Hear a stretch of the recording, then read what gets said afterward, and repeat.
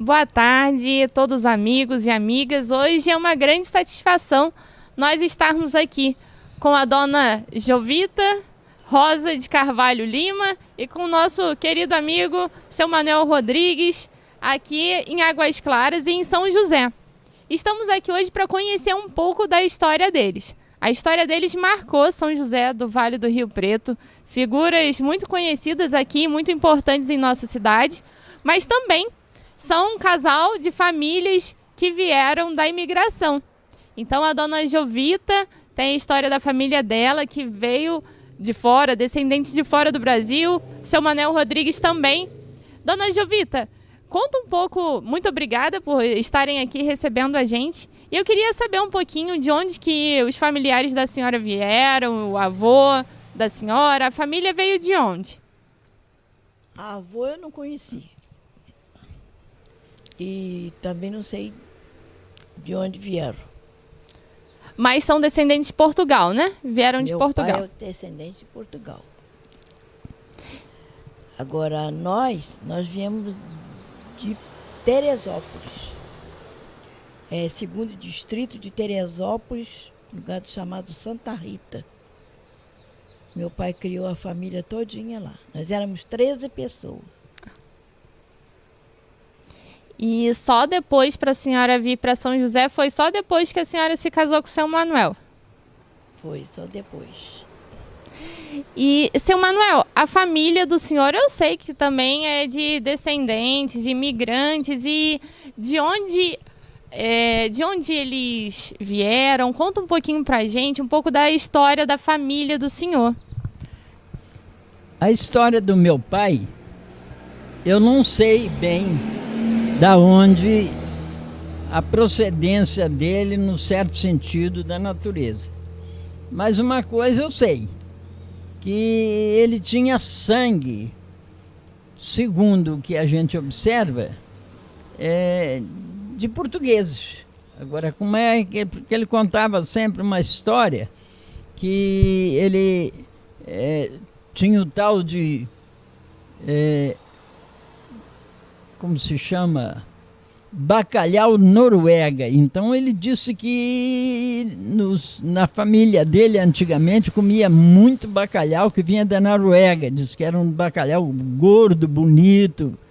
Ele contava isso. Então eu não sei aonde que dava essas qualidades de peixe do meu pai.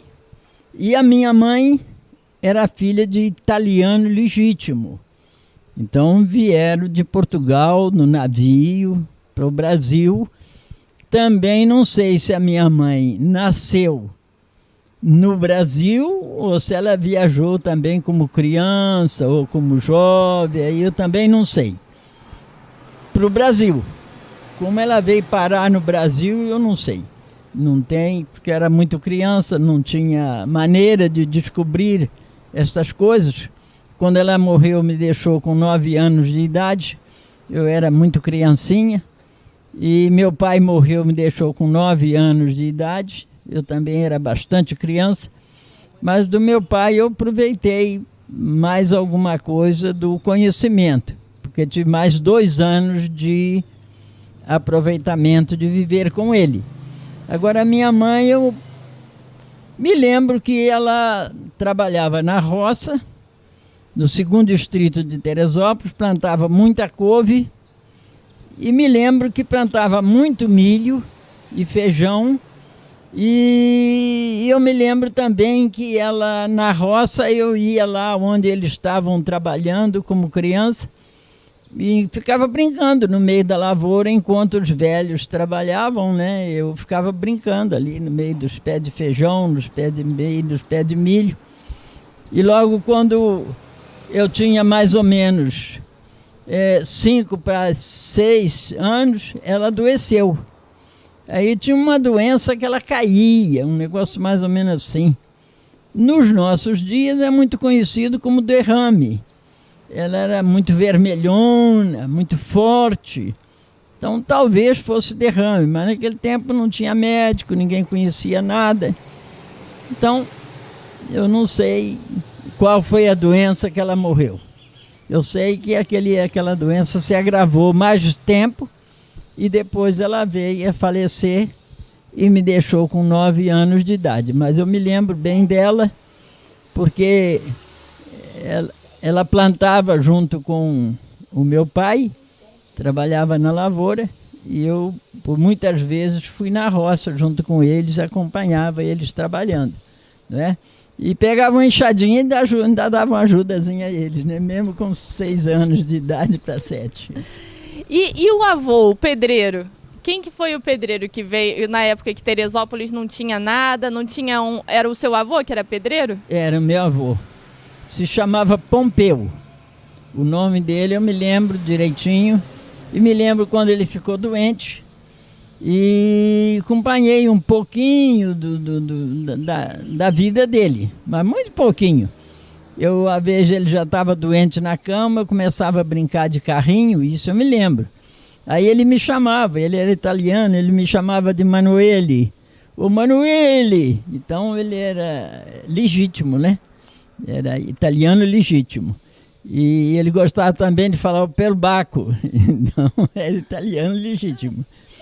E ele veio saindo lá da terra dele, da Itália, veio parar no Brasil. A terra que ele acolheu foi Teresópolis. Então, eu me lembro que o meu pai me mostrava a obra em Teresópolis. Não existia nada, não existia casa, não existia carro, não existia luz, não existia nada na cidade de Teresópolis. Mas eu me lembro que o meu pai tinha uma casa lá que sempre quando ele passava em cima da carroceria do caminhão, o meu pai dizia assim, aquela casa ali foi o Pompeu que fez. Então, desse pouquinho eu consegui guardar até o dia de hoje. Então, depois, conforme passou o tempo, o senhor cresceu e como que ficou essa relação? Então, não tem mais informação sobre a família, né? Foi só contato com parentes de fora, não tem nenhum contato desse tipo, né? Depois o meu avô faleceu, minha mãe faleceu, meu pai, aí eu fui viver no mundo, né? Viver com o povo de fora, viver com a minha irmã, que depois veio ser esposa de um irmão da Jovita. Então a gente se tornou conhecido depois, passado o tempo, né? No decorrer do tempo, nós viemos se conhecer mais ou menos na faixa nesse período que o meu pai morreu. Eu fui viver na casa da minha irmã, que a minha irmã era casada com o irmão da Jovita. Então aí a gente tornou família, né? Querendo ou não, fomos obrigados a se familiarizar. O senhor se recorda de mais algum costume que eles podiam ter lá, que é um costume de português ou de italiano? O senhor lembra de alguma coisa de comida ou alguma cultura de algum... Era feijão, milho, a couve? Tinha alguma coisa diferente? Ele falava muito no... Deixa eu ver se eu lembro o nome do... que ele falava muito.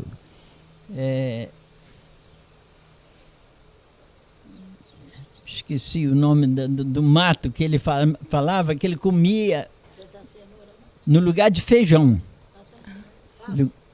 Fava. Fava também, mas não era só fava, não. Guando. Guando.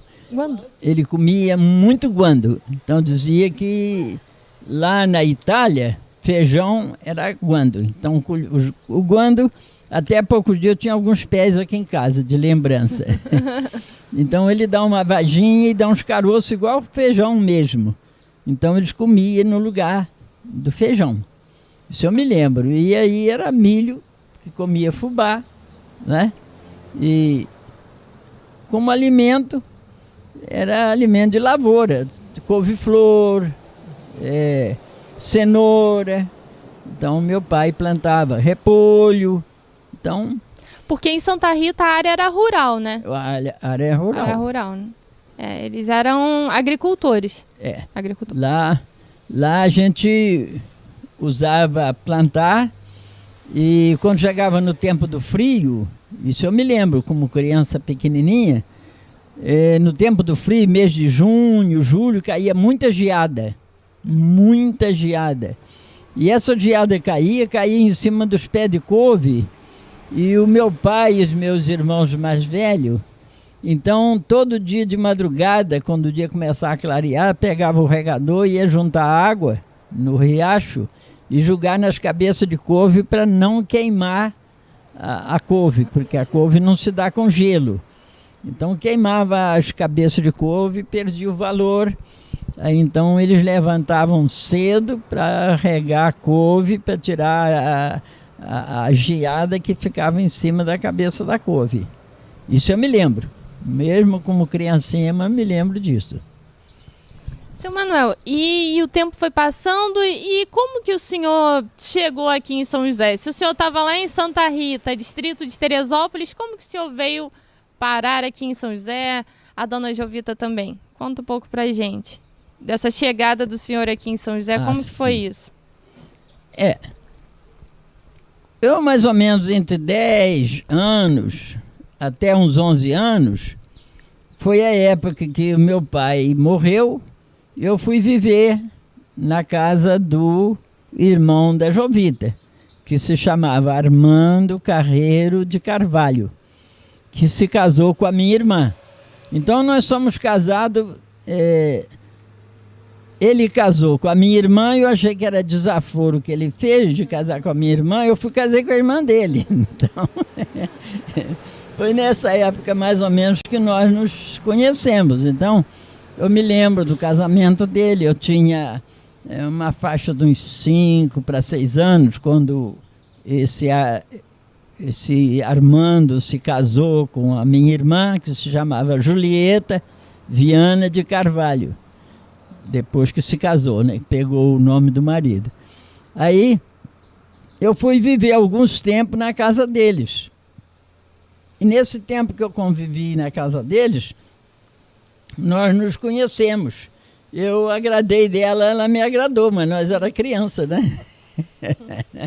Mas nunca esquecemos das primeiras oportunidades que a gente conviveu, né?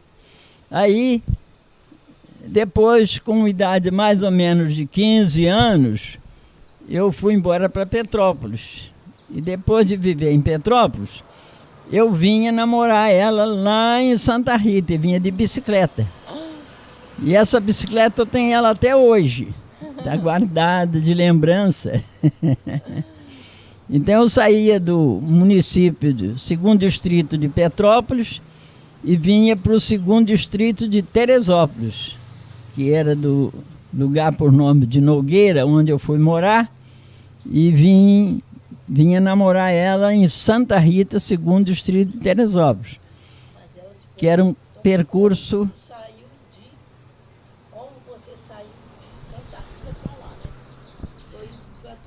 Isso, e depois de Petrópolis para São José, como que vocês chegaram aqui? Foi tudo através do meu irmão. Meu irmão não se adaptava com lavoura. Ele não dava para trabalhar na lavoura. Então ele começou a comprar verdura e vender lá em Petrópolis. Comprar verdura e vendia em Petrópolis. Aí, através do meu irmão ir para lá, é que ele foi também. Aí Entendi. nisso eu fui Entendi. morar. Para ele ia morar em Petrópolis, né? Isso eu fui morar em Petrópolis, em Nogueira, mas eu não esqueci da dona Jovita, que deixei lá em Santa Rita. Né? Criança pequena, mas eu não esqueci dela. Então, de tempos em tempos, eu ia lá visitar a região. E sempre quando passava por lá, a gente olhava de longe, né? Esse olhar de longe foi passando os tempos. Quando chegou aproximando de 20 anos, então foi quando nós se casamos. Vamos dizer, eu estava como criança, depois, uns 15 anos, para 16, fui para Petrópolis fui conviver por lá, na casa do irmão dela ou da minha irmã, E aí eu ia lá namorar. Então, como não tinha condução na ocasião, era mato lá, todo lugar, não tinha carro, não tinha ônibus, não tinha nada, eu tinha de ir para lá de bicicleta. Então, saía do município de Petrópolis e ia para o município de Teresópolis de bicicleta, para poder encontrar com ela. Mas aí era aquele encontro de longe, bem distante, porque naquele tempo a gente não namorava, a gente via, olhava, né? Pai e mãe não deixavam namorar. E depois desse casamento? Então vocês se casaram e foram morar em Petrópolis. Isso. E como que o senhor chegou aqui em São José? Bom, eu fui morar em Petrópolis. O primeiro serviço que eu fui fazer lá, fui trabalhar na feira, junto com o meu cunhado, que era marido da minha irmã. Então eu trabalhei com ele na feira. Depois da feira eu fui trabalhar de jardineiro. Depois de jardineiro eu fui trabalhar de pedreiro, de obra. E depois, nesse período de pedreiro, então foi aonde a cidade de Petrópolis ficou muito difícil de serviço. E aí eu vivia muito parado, pouco serviço, pouco dinheiro, tudo difícil. Difícil de morar, difícil de casa de morar, difícil de serviço. Cheguei até a trabalhar de vigia de obra à noite. E com muito problema. E nesse meio tempo também a Jovita passou a ser mãe de uma menina, né? Esse período de 20 anos, nós casamos com 20 anos. Quando foi mais ou menos 22 anos, nasceu uma menina em nossa casa. E depois desse período, então foi aonde eu vivi lá bastante tempo. E um dia nós resolvemos vir embora para São José do Rio Preto, conhecer outra cidade, outro lugar, que aqui não era cidade, não tinha luz, não tinha água, não tinha estrada, era tudo de barro, estrada de barro. E a cidade tinha uma luzinha muito fraca, São José tinha uma lâmpadazinha que era uma brasinha vermelha, só dentro do centro de São José. E a rua era tudo estrada. O pessoal que transportava a carga daqui para o Rio de Janeiro, os carros ficavam agarrados nas estradas, carregados no trem já tinha acabado também de São José. E aí a estrada era de barro, vida difícil, muito difícil, tudo difícil. Mas nós resolvemos vir a tentar a vida em São José. E assim fizemos. Eu tinha mais ou menos 23 anos, 23 para 24 anos, quando vim tentar a vida em São José. E o senhor, pelo que parece, o senhor começou trabalhando em um sítio, bem aqui pertinho. Isso. Como que foi essa história? O senhor não chegou, o senhor não comprou o primeiro terreno, o senhor veio para trabalhar? Vim trabalhar no sítio. O sítio era de uma família antiga aqui de São José, que se chamava Família dos Antunes.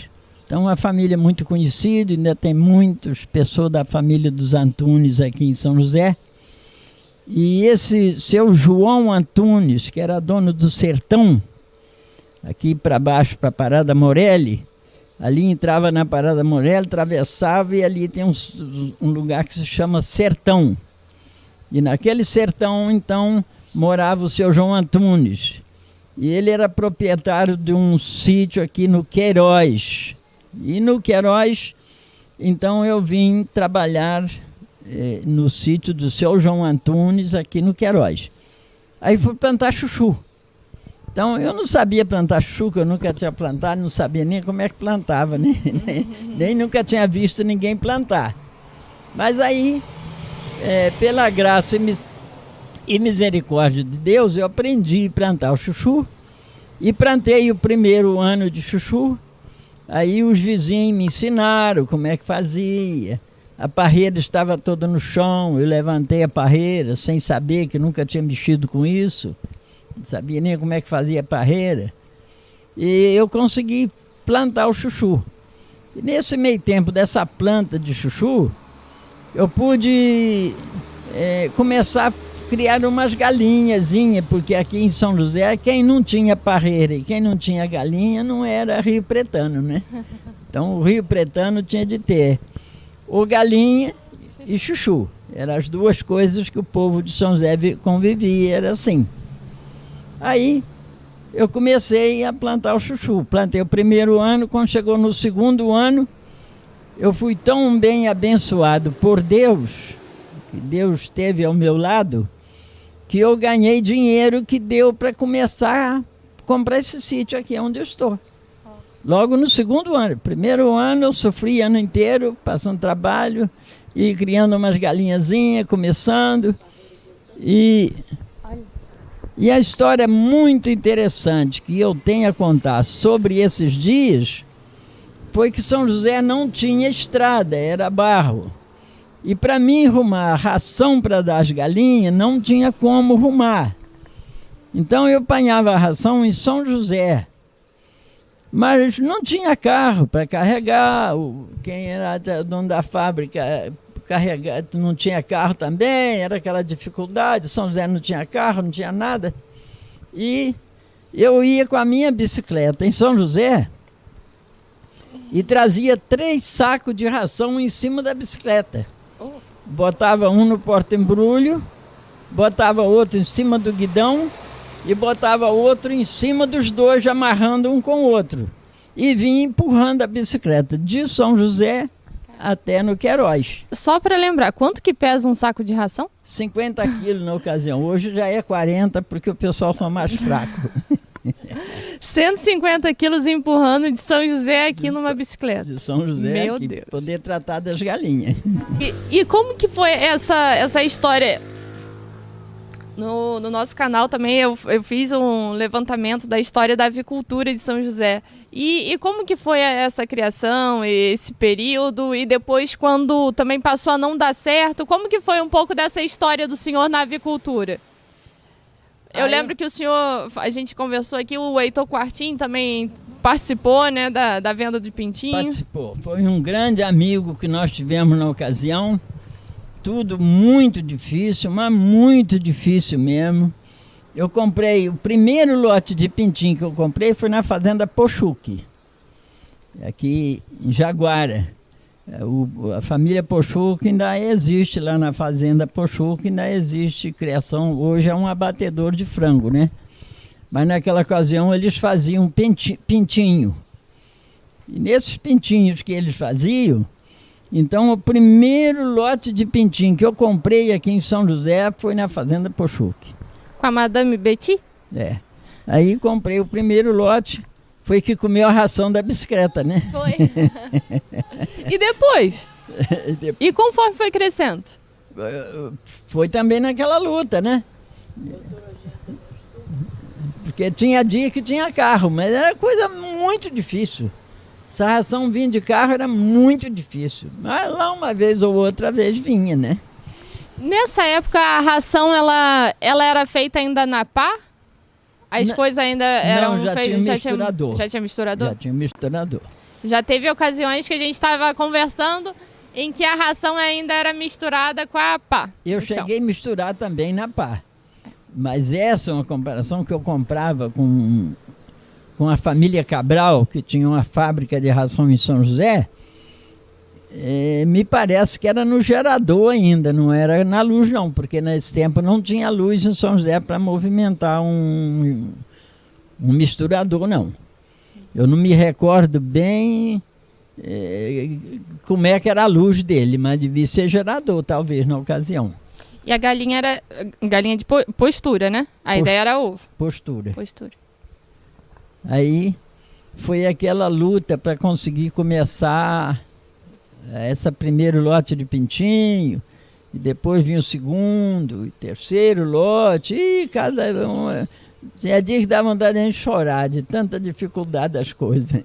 Mas o senhor mantinha o sítio trabalhando com chuchu, ou não? Ou só estava no frango? Não, no Queiroz, isso. Antes de eu comprar o sítio, isso. Era só chuchu e essas galinhazinhas que eu fiz, galinheiro de palha de indaiá e piso de bambu redondo. Era assim que era o nosso galinheiro, os primeiros. Pode, claro. Ele ia para Petrópolis trabalhar na feira lá e eu que ficava tratando dessas tais galinhas. Era eu. E eram quantas galinhas? Esse galinheirinho cabia quantas galinhas? Isso era uma média de umas 500 a 700 galinhas. Eram bastante, era bastante. A dona Jovita que tratava de todas, dona Jovita. E colhia os ovos. Classificava. Ah, tinha classificador. Eu já tinha. Sei. Classificava os ovos, fazia 3 qualidades de ovos. Extra, C e A. Extra A e B. Não, tinha C também. Aquele pequenininho era C. Então, extra, A e B. Botava no classificador e ia virando e ia tirando. E esses ovos iam para onde? Iam para o Rio? Como que fazia para comercializar? O senhor juntava, fazia todas as formas, colocava na caixa? Isso sempre tinha os compradores que compravam por aqui. Uns compravam para Petrópolis, outros compravam para o Rio, né? Uhum. Eram as caixas de madeira que pegava 40 dúzia cada caixa. E tinha umas colmeias que botava dentro para os ovos não quebrar. E como que... Dona Jovita está se recordando desse período, né, Dona Jovita? Não existia água, era pouquinha água, era uma manilha e tinha uma bomba que eu tocava, aquela bomba assim, uma bomba de braço, isso viu dizer, fazia assim. Aí caía aquela água dentro daquela manilha, dali é que eu tratava das galinhas. Para colocar água para as galinhas, tem que ser na bomba. A água era na bomba e eu que... É uma vida de muito trabalho, né? Isso já era aqui em Águas Claras. Isso que ela está contando, que tocava essa bomba e tal. Uhum. Ela até estava grávida, esperando o neném, tá tocando aquela bomba para tirar água para dar às galinhas. Porque quando eu tinha tempo, aqui em Águas Claras, eu tinha um tambor de 200 litros. Então eu ia no Rio Preto com 2 latas de 20 e enchia esse tambor grande. E aí durante o dia para ela ir apanhando dentro do tambor para facilitar um pouco o serviço dela, né? Então eu ia no... Menina, né? Hã? Eu já tinha a Leila com quantos anos? 3 anos, 4 anos. É um pouco até mais. 6 anos, porque eu ficava esperando minhas crianças de 5 anos. Depois que ela tinha 5 anos, eu fiquei esperando Eliel.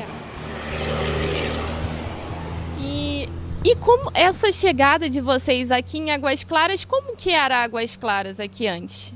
Antes de vocês começarem a construir, quando o senhor comprou esse terreno aqui, como que era aqui a região? Isso aqui era tudo mato. Isso aqui era capinheira, muito capim. Tinha uma venda aqui, que naquele tempo era venda, hoje é mercado, naquele tempo era venda, né? Tinha uma venda lá que a gente avistava daqui. E tinha uma casa na curva aqui embaixo. Só uma casa, que era do seu Mário Duque, né, mano?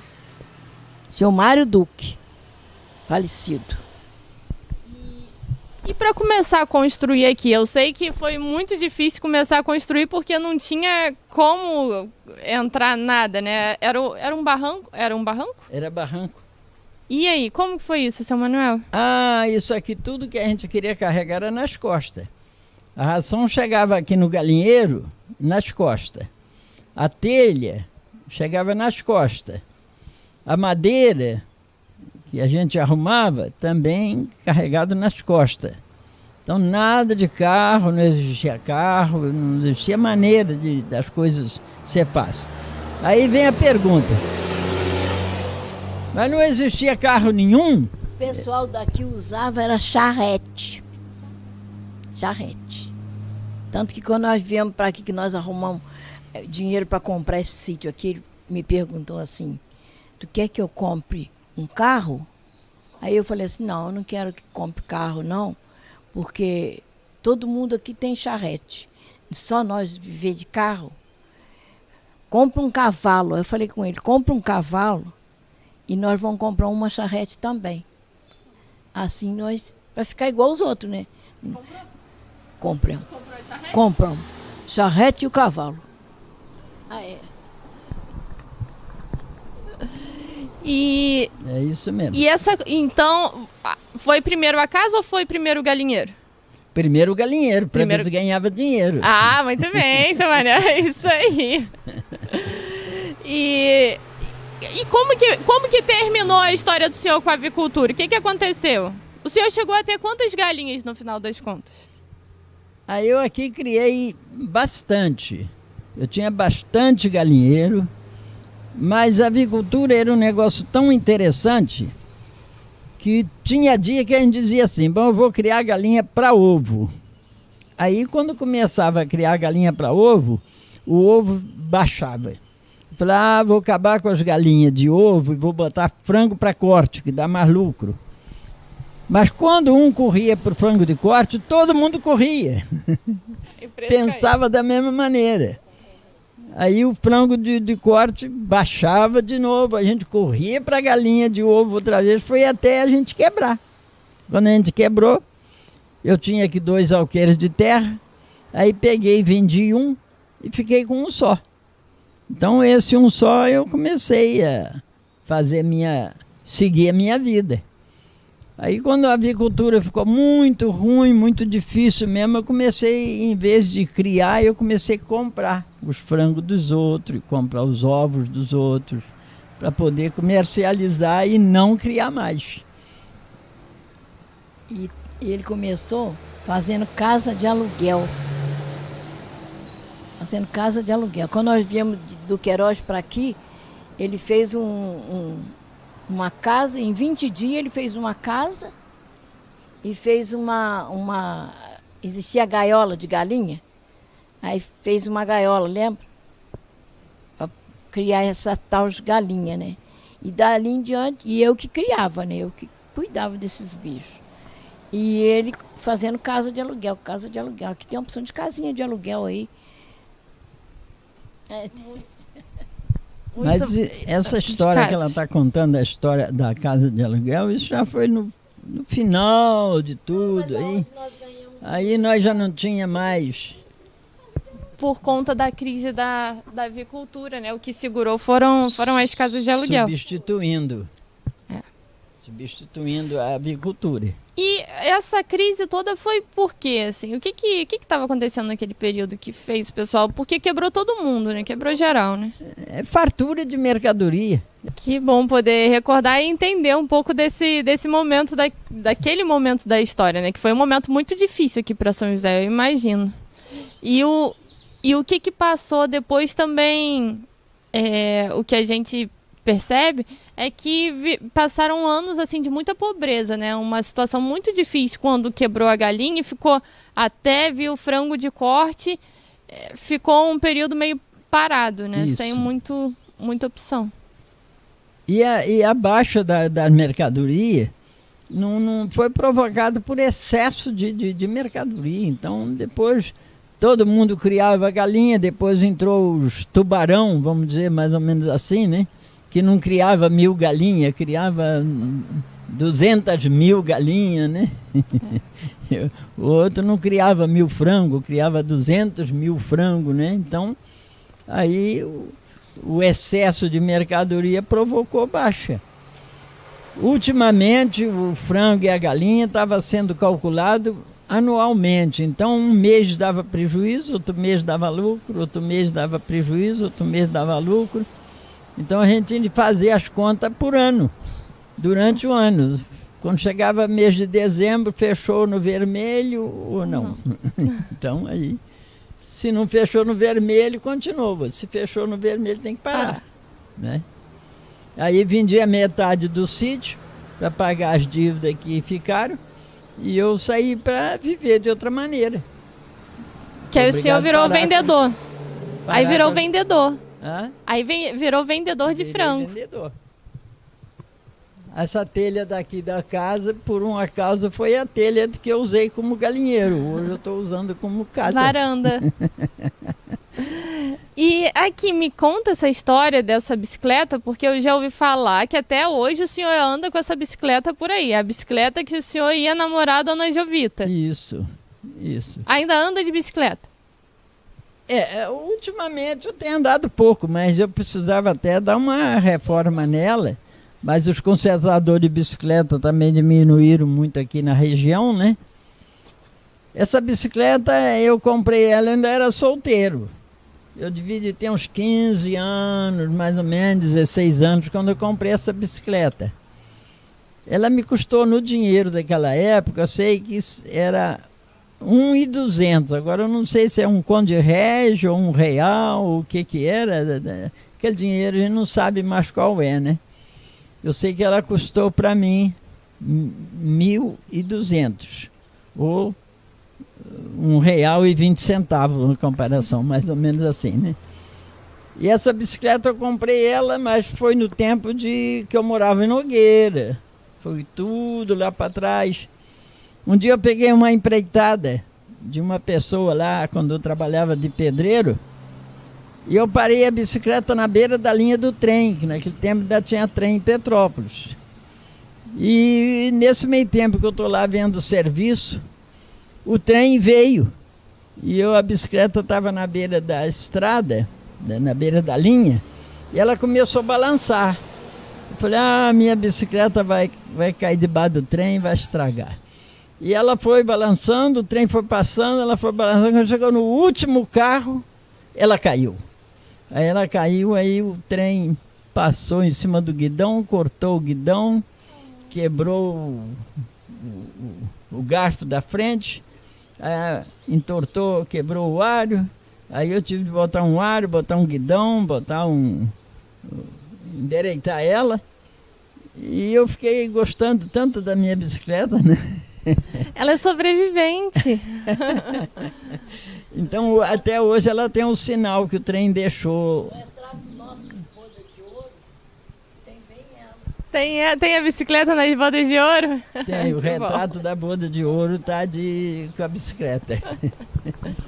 E olha só, e depois disso, aí o senhor virou vendedor de frangos, aí o senhor levava frango para Petrópolis, para o Rio. E depois que eu não consegui viver mais como avicultor, né? E nem agricultor, então eu falei, o que eu vou fazer agora? Eu vou vender os frangos dos outros, né? Aí então fiz uma linha de frango para o Rio, fiz uma linha de frango para Petrópolis. E cheguei a possuir alguns carros carregando frango para Petrópolis, para o Rio. E depois, como eu já calculei, existiu dívida, que eu não conseguia receber o dinheiro, porque a vida é difícil em todo tempo, em todo lugar, de todo jeito, né? Aí as pessoas que me compraram os frangos não puderam me pagar, eu comprei um abatedouro em Petrópolis, pago com a dívida que o camarada me devia. Aí eu trabalhei 8 anos em Petrópolis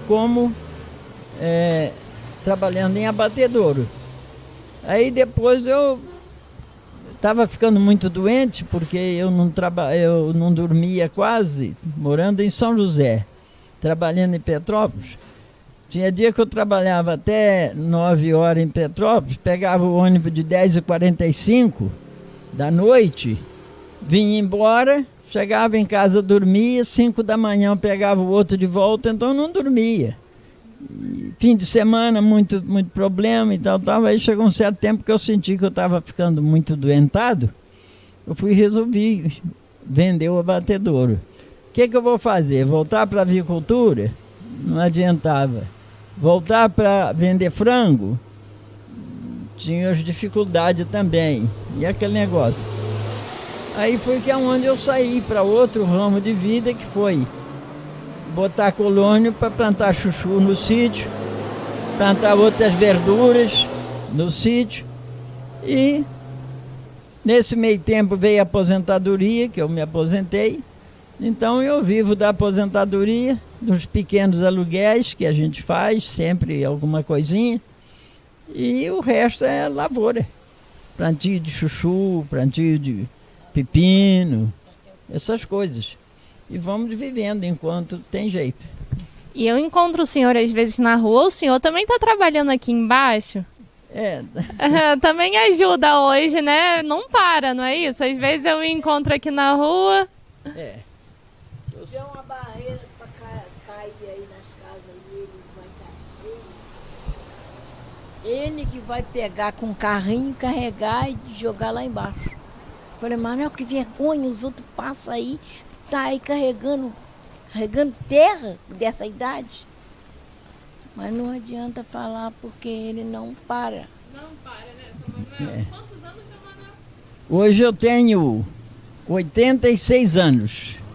E a Jovita também tem 86, que quando nós começamos a namorar eram mais ou menos da mesma idade, né? 86. Então, ele é de 22 de fevereiro e eu 16 de março. eu sou de fevereiro, ela é de março, então nós vamos fazer 87 agora no mês de fevereiro. Tão velho. Estão muito jovens ainda, né? Olha só, quanta saúde, graças a Deus, né? A gente que, né, passamos aí esse período de pandemia, né? Tanta gente, tanta coisa acontecendo. E vocês estão aqui, graças a Deus, muito bem, com muita saúde, né? Muito animados. É. Indo para quantos anos de casamento, então? 67 anos de casamento. Meu Deus. É. Seu Manuel, e quando a gente pensa em vocês, pensa na família, a gente associa muito com muito trabalho.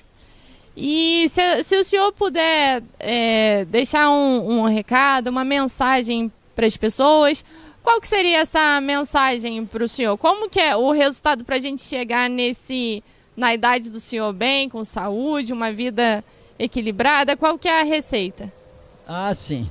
Olha, agora, se eu for falar a receita, eu vou sair para o lado da religião. Eu não sei qual é a sua, mas também mas vou contar a minha história no sentido de religião. Então, quando eu era criança, que o meu pai morreu, eu fui para a casa da minha irmã. A minha irmã era evangélica. Então, o que eu fiz? A minha irmã me levava para a igreja. Eu era pequenininho, 9 anos de idade, então ela me levava para a igreja. Eu fui e aprendi a ir para a igreja.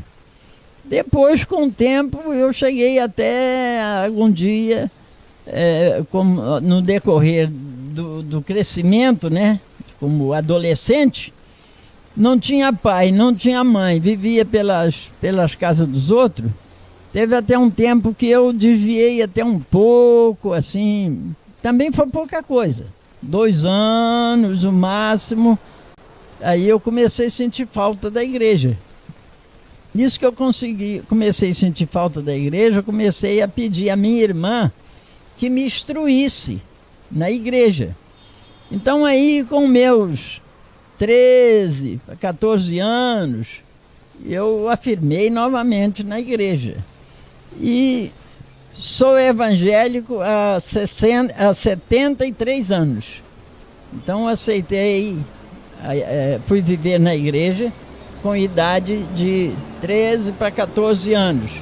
E hoje já tenho 85, então são 73 anos que eu vivo na igreja. Então, esse tempo todo, eu nunca bebi, eu nunca fumei, eu nunca fui de bagunça, de fazer coisas que não devia. Então, eu sempre fui uma pessoa educada na igreja. E já passaram 73 anos e eu continuo firme como aprendi de princípio. Então, eu considero isso uma das coisas que me ajudou. Porque eu nunca perdi sono, como existe muitos que perdem. Eu tenho neto que só sai para a rua depois de meia-noite. Eu nunca fiz isso. Então eu sempre durmo na hora certa, levanto na hora certa, gosto de levantar cedo e também gosto de dormir cedo. Então mantenho minha vida sempre assim. Procuro me alimentar bem, então, e como religioso tenho cuidado da minha vida nesse sentido. Sempre vivendo na igreja, sempre esse Deus de que nós falamos, então realmente na minha vida eu sou testemunha disso, que Ele me ajudou, me deu meu sítio, me deu meus filhos, me deu meus netos, me deu o que eu tenho, então eu sinto uma pessoa realizada, entendeu? Que é mais ou menos a pergunta que você faz a mim. Então, eu olhando para esse lado, então eu sempre costumo dizer quando alguém me pergunta, falo, olha, eu vivo na igreja religiosa desde 13 anos. Passei a mocidade, passei já vou chegando à idade média, depois velhice, sempre na igreja. Então, foi o que eu aprendi. Então, hoje eu tenho 73 anos na igreja evangélica, tenho 66 anos de casado, né? E 86 de idade. Então, são as 3 coisas principais que eu considero na minha vida excelente. Com certeza, é um exemplo, viu? Um exemplo. Muito obrigada. Dona Jovita, e são 66 anos de casado. Conta pra gente qual que é o segredo para a senhora estar tanto tempo casada com o seu Manuel. O segredo é que eu e ele, nós nunca brigamos. Porque hoje em dia os casais vivem brigando, né? Eu e ele, nós não brigamos. Nós vivemos assim, a vida assim, um ajudando o outro, fazendo uma coisa, outro fazendo outra. As galinhas que a gente criou, eu carregava 50 quilos de ração nas minhas costas para poder tratar das galinhas, porque senão, se fosse de litro em litro, demorava muito. E hoje em dia eu tenho até problema de coluna, porque eu carregava muito peso. Mas não era ele que me obrigava, não. Os outros falavam assim, os outros até falavam, arruma uma empregada, uma faxineira, uma pessoa para ajudar vocês. Mas não tinha dinheiro, todo mundo quer trabalhar e ganhar, né? Tem que ganhar. Então não tinha dinheiro para pagar, aí era eu que trabalhava, cuidava das crianças e tampava no serviço. E sempre também me cuidando também, né? Me cuidando da minha, não tem a pele muito boa não, mas sempre se cuidando. Cuidando da pele, cuidando os cabelos, olha os cabelos aí. Fica branco e eu pinto. Assim que a gente tem que viver, porque senão... E chegou aos 66, mesmo com todas as dificuldades, Dona Jovita? Todo serviço, com todo trabalho, mas a gente vivia bem, ele é muito bom para mim, e eu fui rolando, fazendo as coisas e vivendo, né? Porque se a pessoa viver brigando, que não vive bem, casal não viver bem, aí acaba, aí o visual também começa a cair, sabe? E nós não, nós sempre vivemos assim, um para o outro, assim, para fazer as coisas, sabe? Aí, estamos aí, nessa idade toda. Aí quando a gente vai no médico, o médico fala, no outro dia ele foi no médico, o médico olhou para ele e falou assim, o senhor vai viver mais 10 anos. Vai viver mais 20. Olha, muito obrigada, viu, gente? Um prazer estar com vocês. Muito obrigada pelo tempo, pela disponibilidade, por terem compartilhado comigo, agora com São José do Vale do Rio Preto e com todos os amigos por aí espalhados por aqui, por fora, porque eu sei que tem foto do seu Manuel andando de bicicleta, que já rodou o mundo. A foto no galinheiro, qual foi a foto do galinheiro aí? O senhor tá andando em cima de galinheiro, foi isso? Como é que foi a história do galinheiro que a foto viajou também, né? Naquele tempo, a vida era muito difícil as coisas, né? Agora hoje já tem internet, já tem tanta coisa mais fácil, né? Há poucos dias passados eu estava em cima do galinheiro ali colhendo umas frutas Aí começaram, o pessoal veio lá em cima do galinheiro trepado, porque eu trepo nesses telhados também, nas árvores. O Neto viu? O Neto viu e me botou na internet. Aí depois eu recebi o recado de Portugal, que nós temos uma sobrinha lá em Portugal. Aí ela mandou dizer, eu te vi, você em cima do galinheiro. Aí, vai cair daí, vai quebrar a perna, vai quebrar o braço. Eu falei, não, eu tô cuidado aqui. É teimoso, dona Jovita, muito teimoso. Mas tá bom. O Neto, desce daí, vou falar com a vovó, que o senhor tá trepado em cima do galinheiro aí, eu vou falar com vovó. Vovó, vem cá, vovó, vê onde vovô tá trepado. Oi, gente, mas muito obrigada, viu? É com essa alegria toda que a gente quer deixar essa mensagem de esperança, de força, né, para os jovens, né, para a gente não desistir, trabalhar, né, acreditar, e, né, a honestidade, a força, né, a dedicação. E só agradecer, mesmo por compartilharem isso tudo com a gente, é uma lição de vida, com certeza. Eu me lembrei de uma coisa aqui que eu gostaria de falar. Eu me lembro que um certo dia eu ia receber do seu Heitor Quartinho, pintinhos, e eu estava fazendo um galinheiro para botar aqueles pintinhos. Era 1000 pintinhos que ia chegar naquele dia. Mas aí eu tinha feito o galinheiro, levantei tudo, botei o caibo, o ripa, botei a telha amontoado dentro do galinheiro, tudo. Falei, agora amanhã os pintinhos vão chegar. E quando os pintinhos chegar, é só eu de manhã cedo eu levanto e cubro o galinheiro, os pintinhos chegam e eu já solto eles e vai dar tudo certo. Quando chegou mais ou menos umas 10 horas da noite, começou a formar uma tempestade. Nunca mais esqueci daquilo. E começou a formar aquela tempestade, trovoão, relâmpago e sinal de chuva. Nós já estávamos até deitados. Aí eu falei, Jovita, vai chover essa noite. Amanhã o galinheiro está descoberto, o pintinho vai chegar. Se chover dentro daquele galinheiro, como é que eu vou soltar pintinho dentro da lama? Vai ficar difícil. Será que você não me ajudava a levantar agora e nós ir cobrir aquele galinheiro agora, e antes que essa chuva caia? Ela falou, se tu quiser, nós vamos. Eu falei, se tu topar me ajudar a cobrir aquele galinheiro, eu vou para lá agora às 10 horas da noite, mas nós vamos deixar aquele galinheiro coberto em antes da chuva, para poder soltar os pintinhos amanhã. Mas não tinha luz elétrica aqui ainda não, era lamparina. Lamparina de querosene. Noite, quase debaixo de chuva. Hã? Quase formando chuva e lamparina. Lamparina. Aí foi eu e ela lá pro galinheiro, ela foi me dando a telha e eu fui cobrindo o galinheiro. Quando a chuva caiu, o galinheiro já estava coberto. Nossa. E eu apanhando a telha e dando. Olha, ai meu Deus. Cobrimos o galinheiro todinho, veio a chuva, molhou tudo, mas não molhou. É o galinheiro, graças a Deus. Que bom, deu tempo. Nunca mais eu esqueci daquela história, ficou na história aquele galinheiro. Eu fiz, quando chegou de noite, só estava esperando para no outro dia de manhã eu cobrir e os pintinhos, soltar os pintinhos durante o dia. E se chove? E se chove, tudo molhado lá dentro. Tudo molhado. Mas ela não deixou a peteca cair. Isso aí. Se não fosse eu para ajudar, quem? Não ia conseguir.